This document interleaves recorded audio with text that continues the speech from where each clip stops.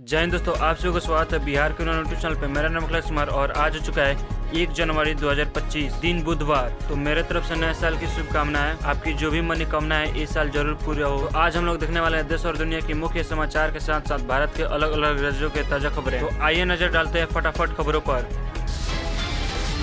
Bank की passbook printing machine को हरियाणा में एटीएम समझकर उखाड़ ले गए चोर। हरियाणा के रेवड़ी स्थित सेंट्रल बैंक ऑफ इंडिया की एक शाखा में हाल ही में चोरी हुई। हालांकि ग्रिल काट कर बैंक के अंदर घुसे चोर स्ट्रांग रूम तोड़ने में नाकाम रहे थे। इसके बाद चोरों ने बैंक में मौजूद बैटरी, डीवीआर और अन्य सामान चुरा लिए और साथ में पासबुक मशीन को एटीएम समझकर उखाड़ ले गए। तो देख रहे हो दोस्तों, ठरकी चोरों का क्या हाल है। पासबुक मशीन और एटीएम में उनका फर्क ही नहीं पता है।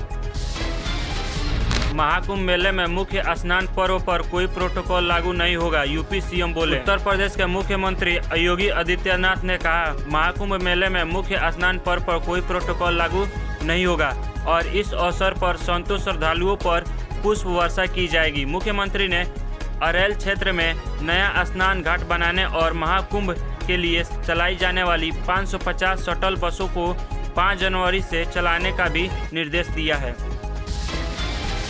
हरियाणा में कमरे में अंगूठी जलाकर सो रहे 2 गार्ड की दम घुटकर हुई मौत। पुलिस ने बताया है कि फरीदाबाद हरियाणा में कमरे में अंगूठी जलाकर सो रहे 2 सुरक्षा गार्ड संजय और राजेंद्र की दम घुटने से मौत हो गई। दोनों गार्ड सेक्टर 25 स्थित एक कंपनी में तैनात थे। परिजनों का आरोप है कि गार्ड रूम में वेंटिलेशन नहीं था। अगर वेंटिलेशन होता तो संभवतः दोनों की जान बच सकती थी। तो समझ रहे हो दोस्तों, ठंडी का मौसम है, लोग अक्सर कमरे में अंगूठी जलाकर सो जाते हैं। अगर आप भी ऐसा करते हैं तो ऐसा भूलकर भी मत करिए।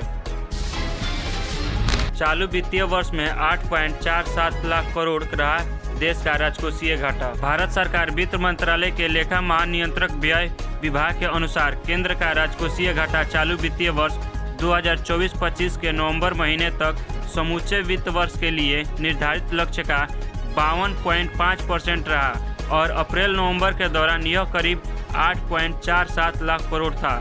सरकार ने बजट में 24-2025 में राजकोषीय घाटा को जीडीपी के 4.9% तक रखने का लक्ष्य रखा है। बीपीएससी को फ्री हैंड दिया है, छात्रों का हित वही तय करेगा, डिप्टी सीएम सम्राट चौधरी बोले। बीपीएससी 17वीं प्रारंभिक परीक्षा दोबारा करवाने की मांग को लेकर अभ्यर्थी के प्रदर्शन के बीच बिहार के उप मुख्यमंत्री सम्राट चौधरी ने कहा, सरकार ने बीपीएससी को फ्री हैंड दिया है, वो तय करेगा कि छात्रों का हित क्या है। गौरतलब है कि इससे पहले मुख्यमंत्री नीतीश कुमार ने मीडिया से कहा था कि छात्रों से बात की जाएगी। राजस्थान में सरकारी अधिकारियों के तबादलों से हटा प्रतिबंध, जारी हुआ आदेश। राजस्थान सरकार ने राजकोषीय अधिकारियों कर्मचारियों के तबादलों पर लगाया गया पूर्ण प्रतिबंध हटा दिया है। हालांकि शिक्षा विभाग के तबादलों पर बैन रहेगा। राज्य सरकार के आदेश अनुसार प्रारंभिक शिक्षा, उच्च शिक्षा और तकनीकी शिक्षा में तबादले नहीं किए जाएंगे। प्रदेश में बीजेपी सरकार के बनने के बाद दूसरी बार तबादलों से बैन हटाया गया है।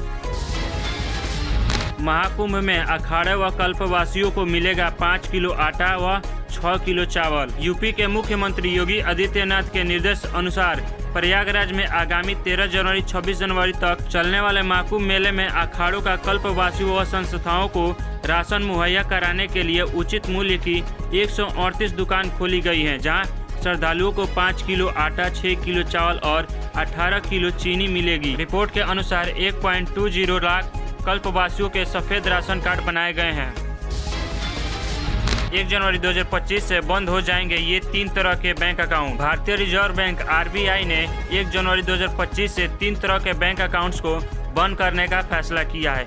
इनमें डॉक्यूमेंट्स अकाउंट्स जिनमें लगातार 2 साल या उससे अधिक समय तक कोई लेन देन नहीं हुआ हो, 12 महीने या उससे अधिक समय से निष्क्रिय अकाउंट और लंबे समय तक शून्य बैलेंस बनाए रखने वाले अकाउंट शामिल हैं। निवेशकों से फ्रॉड करने वाली 9 कंपनियों की 23 संपत्तियों को फरवरी में नीलामी करेगा सेबी। भारतीय प्रतिभूति एवं विनिमय बोर्ड सेबी ने निवेशकों से फ्रॉड करने वाली टावर इन्फोटेक और बिगबोर ग्रुप ऑफ कंपनी समेत कुल 9 कंपनियों की 23 संपत्तियों की नीलामी 6 फरवरी 2025 को करने की घोषणा की है। इसका मकसद निवेशकों से अवैध रूप से ली गई धनराशि की वसूली करना है। इस मामले के लिए एक सदस्यीय समिति बनाई गई है। सोना 2025 में छू सकता है 90,000 प्रति 10 ग्राम का स्तर। एलकेपी सिक्योरिटीज के vice president research analyst commodity and currency Jatin Trivedi ने पीटीआई को बताया है कि साल 2025 में घरेलू स्तर पर सोने की कीमत 85,000 प्रति 10 ग्राम तक पहुंचने की उम्मीद है। उन्होंने कहा अमेरिकी डॉलर कमजोर होगा जिससे सोने की कीमतों को बढ़ावा मिलेगा। सर्वोत्तम स्थिति में सोना 90,000 प्रति 10 ग्राम तक जा सकता है।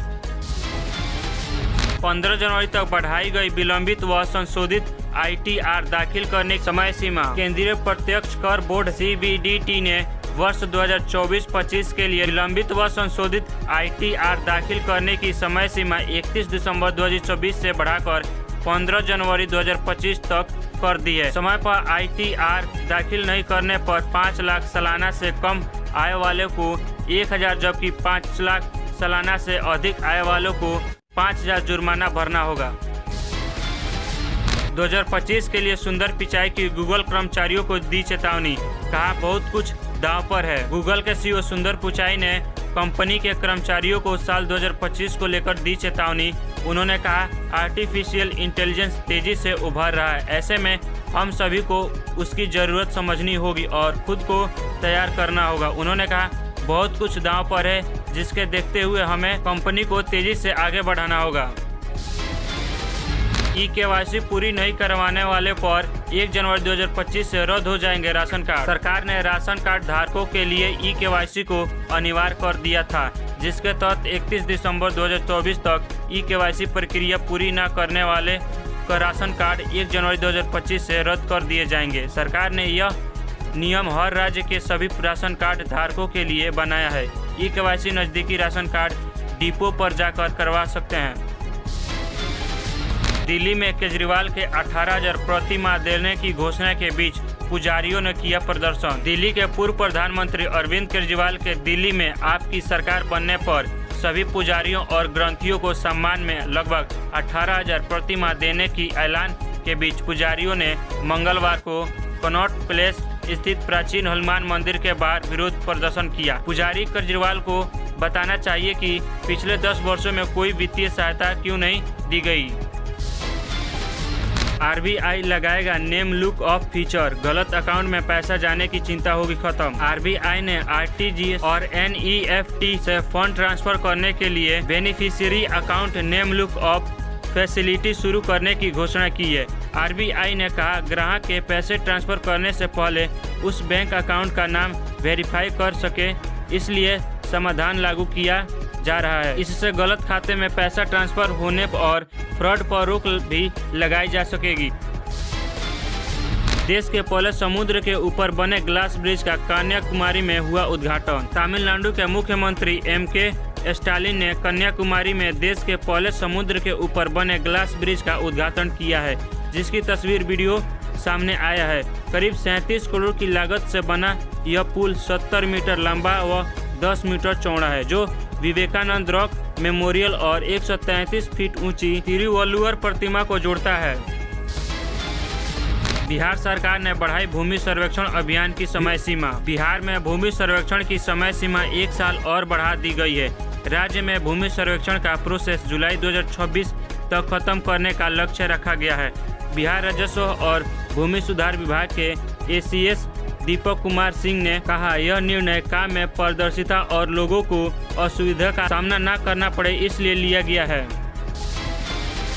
2025 में होने जा रहे कौन कौन से प्रमुख वित्तीय बदलाव। NBFC और हाउसिंग फाइनेंस फर्मों के लिए नए FD नियम 2025 में लागू होंगे, जो सार्वजनिक जमा स्वीकार करने, लिक्विड एसेट और न्यूनतम स्तर बनाए रखने और सार्वजनिक जमा चुकाने से संबंधित है। EPFO सदस्य जल्द ही ATM से PF के पैसे निकाल सकेंगे। सेंसेक्स, बैंकेक्स और सेंसेक्स 50 इंडेक्स के डेरिवेटिव अनुबंधों की एक्सपायरी तिथि 2025 में बदल जाएंगी। अब वक्त हो चुका है नौकरियों से संबंधित खबरें देखने को। तो यह वीडियो पसंद आ रहा है तो इस वीडियो को लाइक कीजिए, शेयर कीजिए और चैनल पर पहली बार आए तो चैनल को सब्सक्राइब करके बेल नोटिफिकेशन को ऑल पर सेट कर लीजिए। इस चैनल पर आपको काम के खबरें, मुख्य समाचार डेली देखने को मिलता रहता है। और यह वीडियो कहाँ से देख रहे हैं कमेंट करना ना भूलिए, ताकि वहाँ से जुड़ी खबरों पर मैं वीडियो बना सकूँ।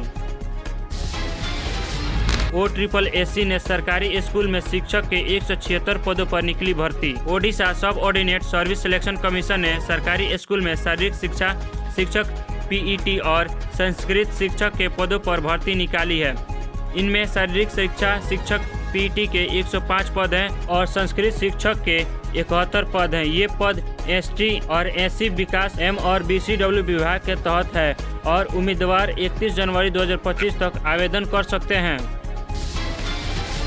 रेलवे ने अप्रेंटिस के 4232 पदों पर निकाली भर्ती। साउथ सेंट्रल रेलवे ने अप्रेंटिस के 4232 पदों पर भर्ती निकाली है। आवेदन की प्रक्रिया शुरू हो चुकी है और इच्छुक अभ्यर्थी 27 जनवरी 2025 तक आवेदन कर सकते हैं। आवेदक का किसी मान्यता प्राप्त बोर्ड से 10वीं कक्षा में न्यूनतम 50% अंक के साथ उत्तीर्ण होना अनिवार्य है और संबंधित ट्रेड्स में ITI सर्टिफिकेट भी होना चाहिए। तो दोस्तों यही रही काम की खबरें, मुख्य समाचार, ताज़ा खबरें। और हाँ दोस्तों, यह 2025 का पहला दिन है। इस साल में आप क्या लक्ष्य लिए हैं कमेंट करना ना भूलिए। तो दोस्तों अपना और अपने परिवार का ख्याल रखिए। तो मिलते हैं अगले वीडियो में, तब तक के लिए जय हिंद।